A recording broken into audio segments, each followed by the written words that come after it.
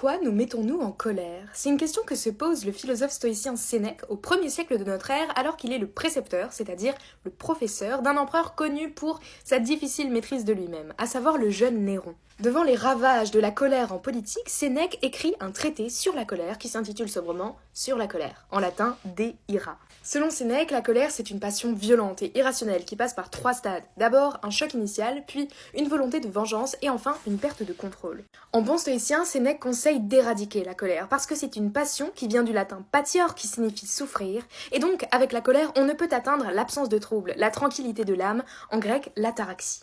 En cela, Sénèque s'oppose complètement à Aristote qui dit que la colère peut être utile et nécessaire. Mais pour Sénèque, non seulement elle n'est ni utile ni nécessaire, mais en plus, elle conduit à la cruauté, à l'injustice, à la folie. Pour cela, il prend des exemples historiques, notamment Cyrus ou Caligula, et montre que la colère est incompatible avec la raison, la justice et la politique parce qu'elle détruit les relations humaines. La colère, c'est un excès, fondé sur un jugement faux, contraire à la raison et autodestructeur, selon Sénèque. Elle n'aide ni à juger, ni à agir correctement, et fait perdre le contrôle de soi jusqu'à aliéner l'homme. Selon Sénèque, l'homme colérique est comparable à un animal. Mais donc comment lutter contre cette tempête émotionnelle? Et oui, Sénèque emploie souvent la comparaison de la colère avec la tempête. Selon lui, il faut retarder la réaction, laisser passer le temps, se taire, s'éloigner et examiner rationnellement les faits. Cet examen, on l'appelle l'examen de conscience et c'est un exercice typique du stoïcisme qui permet de maîtriser ses passions.